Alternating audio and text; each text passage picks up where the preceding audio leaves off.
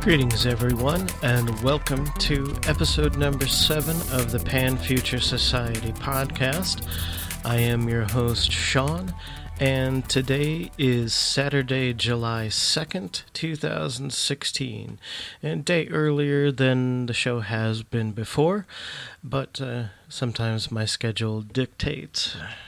Anyway, I want to start the show today with a little bit of a rant.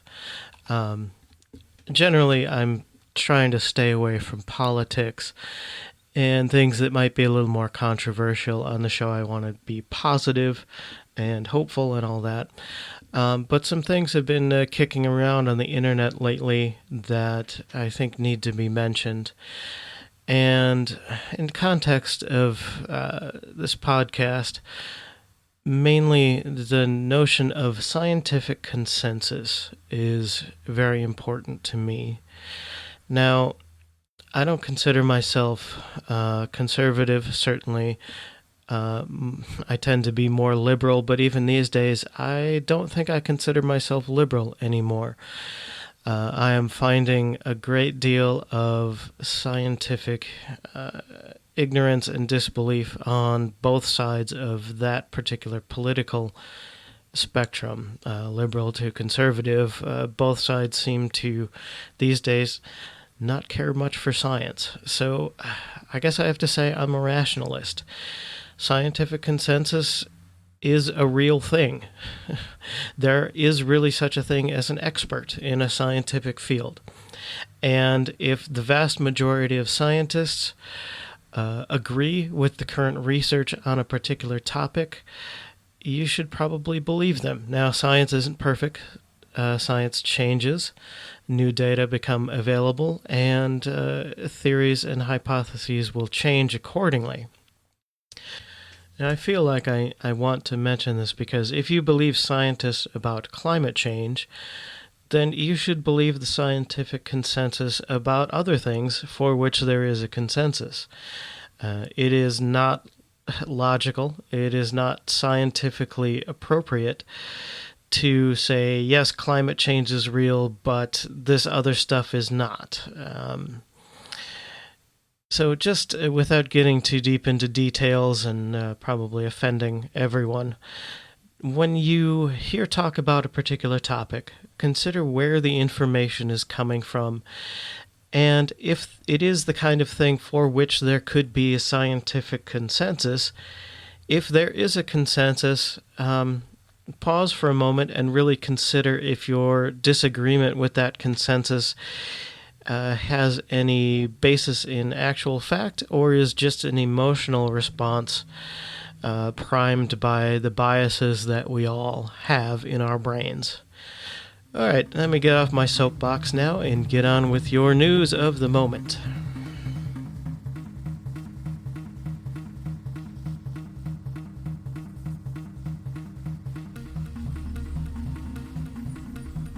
I'll give you 2 short items this week for the news. And the Netherlands gets the first nationwide Internet of Things. Now, the Internet of Things is something that is been slowly growing over the last few years. The Internet of Things is just all of our devices connected to the Internet. Your refrigerator, your television, your printer, your car, your dishwasher, anything could have some sort of network access for one reason or another. Now, in the Netherlands, the Dutch telecom group KPN said that they have become the first country in the world to implement a nationwide long-range network for the Internet of Things. They will connect everyday objects to the network and allow them to send and receive data. And this network has been built alongside but separate from the rest of the Wi-Fi and cellular network there. So the things connected to the internet have their own channel, basically. It's called LoRa, Low Data Rate Mobile Communications Network. They're also using this thing for baggage handling at airports. A rail station experiment is underway to monitor rail switches, And the Port of Rotterdam is hooking up its depth sounders to monitor the depth in the port. So really interesting stuff there. I wonder if anytime in the future my refrigerator will have its own Facebook page. Now, I have a second short news item for you this week. I figured some good news was in order. Good news, everyone, for you fans of Futurama. Scientists at MIT and elsewhere have identified the first fingerprints of healing in the Antarctic ozone layer, published in the journal Science. The team found that the September ozone hole has shrunk by more than 4 million square kilometers, about half the size of the contiguous United States, since the year 2000, when ozone depletion was at its peak. The team also showed for the first time that this recovery has slowed somewhat at times due to the effects of volcanic eruptions from year to year. Overall, however, the ozone hole appears to be on a healing path. So I'll post a link to this as well so you can see more of the details, but good news. Here's a longer-term result from scientific consensus that was developed over time. The ozone hole was first discovered in the 1950s, and in the mid-1980s, scientists from the British Antarctic Survey noticed that the October total ozone was dropping. So if you're old enough like me, you remember when in the 80s everybody got together and banned chlorofluorocarbons from your aerosol cans and that sort of thing. So 30 years ago, we really took steps to take care of this problem, and it's taking time. It's going to take a lot longer, but you can see it is working. And that is your news of the moment.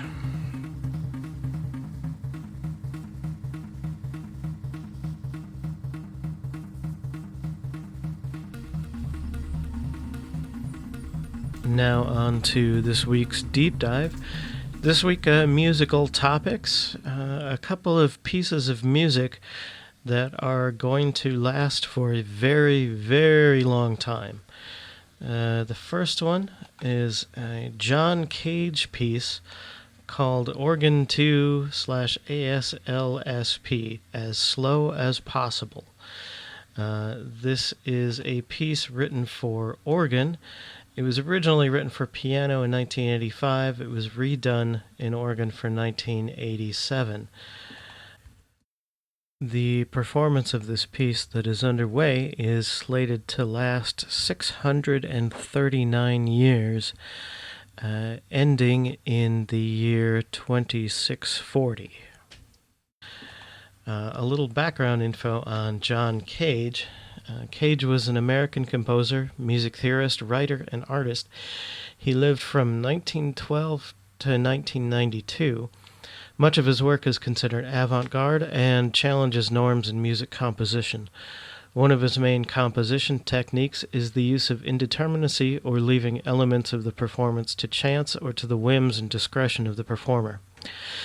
He also pioneered new ground in the use of electronic instruments and sounds, and used non-standard instruments such as prepared piano, that is, placing of objects in or on the inner workings of a piano to alter its sound. He also used avant-garde compositional techniques such as the 12-tone row and non-standard musical notation, and used the I Ching system of chants to develop some of his compositions. One of his best-known works is entitled 4 minutes 33 seconds, in which the performer sits silently at the piano for 4 minutes and 33 seconds.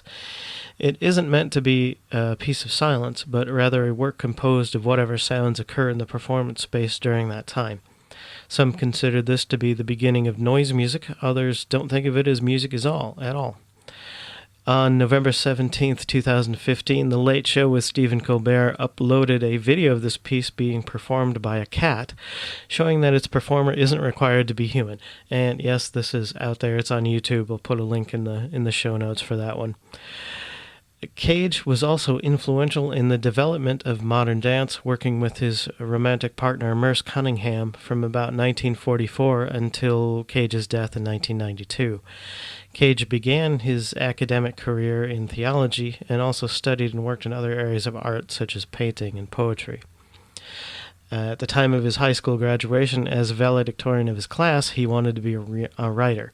He was also awarded the opportunity to give a speech at the Hollywood Bowl, saying, quote, "By being hushed and silent, we should have the opportunity to hear what other people think," perhaps anticipating his 4 minutes 33 seconds piece. I think this is also a valuable sentiment for long-term thinking. Take a moment to quiet your mind, get away from all the constant media noise. Take the time to let your brain really digest information and consider implications beyond the most immediate and obvious. The piece, As Slow as Possible, as I mentioned, was rewritten for organ in 1987. Essentially, the piece is a score 8 pages long, and there is no indication whatsoever about how fast it is to be played or how long it should last. That's entirely up to the performer. It really could technically last as long as the instrument can function. The first performance of the piece lasted 29 minutes, and a recent recording of the piece runs 71 minutes, and that is probably only that long because that's all that will fit on a CD. There are previous live performances of this piece lasting over 14 hours and up to 24 hours, some 12-hour performances, 8 hours, segments in that range. It's quite a feat of endurance, even if you can get up from the organ and go do something else. The organ itself in use here has been designed especially for this project. And on the project's website, they have a really cool 360 panoramic photo of the space that it's in, so you can have a good look at the organ and the bellows. As notes are added and changed in the piece, they are adding pipes to the organ sort of as needed, so it's growing over time. And why they selected this place? Apparently, in the early 17th century, a music theorist had written that the first modern keyboard had been built into the Halberstadt Cathedral in 1361. And this organ is believed to be the first of its kind with the 12 notes that we know of as we use them on keyboards today. And so they subtracted the 1361 from the year 2000 as sort of an arbitrary thing around the time they were starting the performance of the piece. So that gives you 639 years. The choice of the location, the St. Burcardi Church, is one of the oldest in the city, built around 1050. It functioned as a convent at the time for more than 600 years. It was partially destroyed in the 30 Years' War, rebuilt in the early 1700s, and secularized by the brother of Napoleon in the early 1800s. And after that, it was used as a barn, a hovel, a distillery, and a sty. So when they, I guess it had been fairly unused for some time and was available as a venue for this project that will go on for quite some time. I did also read that some of the neighbors of this project are not all that thrilled about it. It does sound all the time, but I didn't hear about any information about attempts to shut it down or anything to mitigate the sound. But again, go to their website and check out that 360 photo. It's pretty cool. The organ itself is operated by weights. They will place a weight on the key that activates the pipe, and then they will move the weights around as needed as the notes change. And it's interesting. It's not. There are some sources on the web that you can hear what it sounds like. To most ears, it's probably not the most pleasant sound. Again, remember, Cage was one to be breaking rules, so it does not have traditional notions of harmony. Even if you played it at a walking tempo, it would probably sound pretty odd to most people. But if you're ever there in Germany looking for something interesting to check out, go check it out. I wish I could live that long to know if this actually gets completed.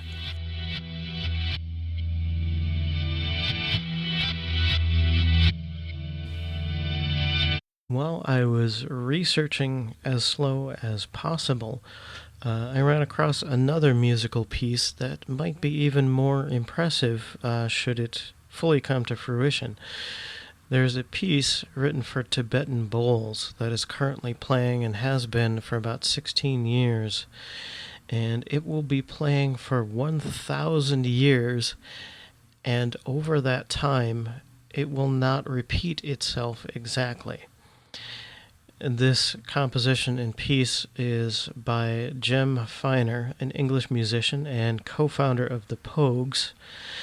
He is also has a background in mathematics and computer science, and has done some other work, including a global composition of ringtones and a device that composes music from the weather. It's like out in the forest in England. There's a hole in the ground, and as water or rain falls into it, it makes sound. That's a very interesting kind of a thing.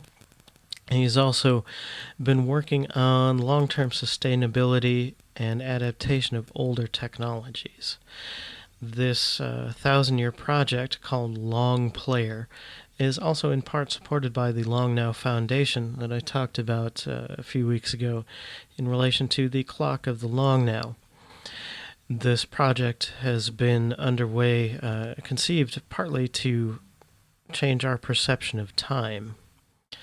And currently it exists now in computer-generated and live versions and has several listening stations around the world.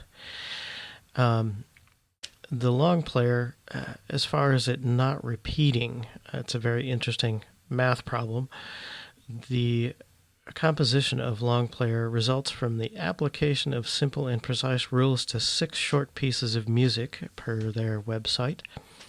These pieces of music are transpositions and variations of a 20-minute, 20-second score for Tibetan singing bowls. These transpositions vary from the original not only in pitch, but also proportionally in duration. Every 2 minutes, a starting point in each of the 6 pieces is calculated, from which they then play for 2 minutes. Each starting point is calculated by adding a specific length of time to its previous starting point. For each of the 6 pieces of music, this length of time is unique and unvarying. The relationships between these 6 precisely calculated increments are what gives Long Player its exact 1,000-year-long duration. So there's a few pictures of it on their website. It's sort of an array of Tibetan singing bowls. What I'm not finding is exactly how these bowls are sounded, if someone has to be there all the time, or if this is a combination of things happening in the computer and then live. There have been installations of this project. Other places like the London Olympic Games had a version of it. It's currently built in a lighthouse, which I think is Jem Finer's studio, the Trinity Buoy Wharf in London. Their website's not entirely clear about how this thing is exactly working, but it's interesting to wonder if it will actually last 1,000 years. There is some information here. One of their main concerns is about building machines that will have the durability to last that long. I'm talking about building things that are sort of like large turntables, and it will be interesting to see if they can pull this off. And I wonder if even the location it's been placed at will last that long. I could almost imagine that this is actually something that would be somehow transported, taken, sort of like the Olympic torch, passed from one person to another as it needs to move to some other location or something like that, maybe. So that is even slightly more ambitious than John Cage's piece, Jem Finer's Long Player. We'll link to them in the show notes as well. Now, it may seem utterly ridiculous to you to consider some sort of performance lasting that long, 639 years or 1,000 years, or even something that lasts 12 hours. But I think the main point is not the music itself, but the attempt to get people to plan for something that will last that long. Will these musical works survive? Will it still be music in the future? Do enough people have the fortitude to stay with these projects and keep them going? What will people of the future think of it? How will we communicate our ideas with people far in the future? Is there anything remotely like this in our present that we can look back on and wonder how our ancestors planned that far ahead? Maybe it's not music, maybe it's not even art. I think it is, but it might not always be viewed that way.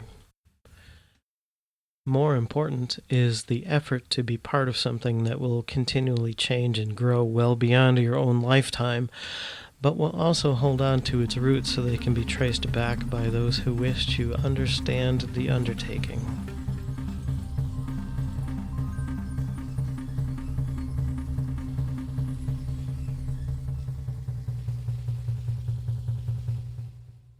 All right, that is your show this week. Thank you for joining me once again on the Pan Future Society podcast. As always, you can come find us online at panfuture.org. Email me, Sean, at panfuture.org, or find us on Facebook or Twitter. And I will talk to you again in the future.